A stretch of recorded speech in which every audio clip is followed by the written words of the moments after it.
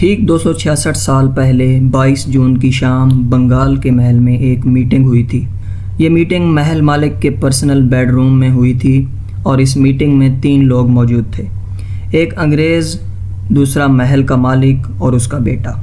انگریز فراوانی سے ہندی، فارسی اور بنگالی بول سکتا تھا، لہٰذا اس نے محل مالک کے سر پر قرآن اور اس کے بیٹے کے سر پر اس کا ایک ہاتھ رکھا اور قسم اٹھوائی کہ وہ وہی کرے گا جو انگریز اسے کہیں گے، اور اگر وہ ویسا نہیں کرے گا تو انعام میں اسے طاقت اور حکومت دی جائے گی۔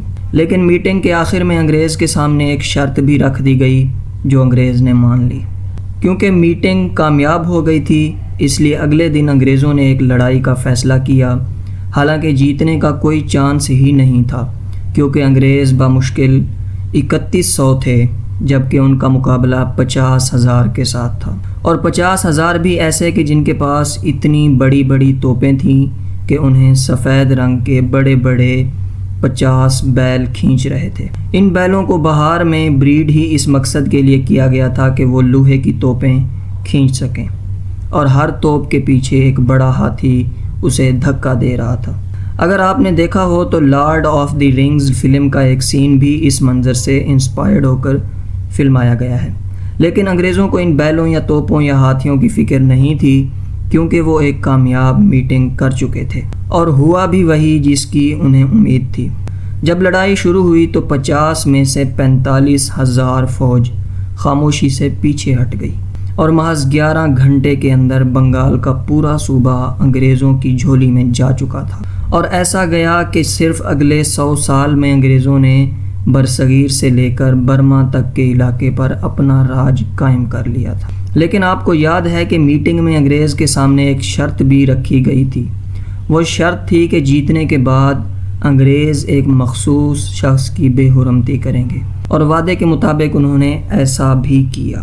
ایک خاص لاش کو ساری رات جعفر گنج دریا پر پڑا رہنے دیا گیا، اور اگلی صبح اسے ہاتھی پر ڈال کر پورے شہر میں گھمایا گیا، یہاں تک کہ جان بوجھ کر اس کی ماں آمنہ بیگم کے گھر کے سامنے سے بھی گزارا گیا۔ پلاسی کی اس لڑائی میں مرنے والا وہ شخص تھا بنگال کا نواب سراج الدولہ، اور انگریز ولیم واٹس کے سامنے یہ شرط رکھنے والا تھا بنگال کی فوج کا سربراہ میر جعفر۔ انگریز جیت تو گئے، انہوں نے میر جعفر کو بہت کچھ دیا، یہاں تک کہ پورے کا پورا بنگال دے دیا۔ وہ میٹنگ ایک کامیاب میٹنگ تھی، لیکن یاد رکھیں کہ ہمیشہ کے لیے کچھ بھی نہیں ہوتا۔ ایک دن ایسا آیا کہ میر جعفر بھی ذلیل ہو کر مر گیا۔ ایک دن ایسا آیا کہ انگریز بھی ہندوستان سے واپس چلے گئے۔ لیکن جس محل میں 22 جون کی شام وہ میٹنگ ہوئی تھی، آج 266 سال گزرنے کے بعد بھی اس محل کے کھنڈرات اپنی جگہ کھڑے ہیں، اور وہاں سے گزرنے والا ہر شخص نفرت سے ان کھنڈرات کو دیکھ کر انہیں نمک حرام ڈیوڑھی کہہ کر بلاتا ہے، اور کھنڈر ہو چکے اس محل کا نام اب تک نمک حرام ڈیوڑھی ہی رہے گا۔ تاریخ شاید خود دوبارہ دہرا رہی ہے، لیکن رب العالمین کی شان نرالی ہے۔ آج کے میر جعفروں کا انجام بھی ان جد امجد میر جعفر جیسا ہی ہوگا انشاءاللہ۔ اگر ویڈیو اچھی لگی ہو تو ویڈیو کو لائک کریں، شیئر کریں اپنے دوستوں کے ساتھ، اور چینل کو سبسکرائب کریں۔ جزاک اللہ۔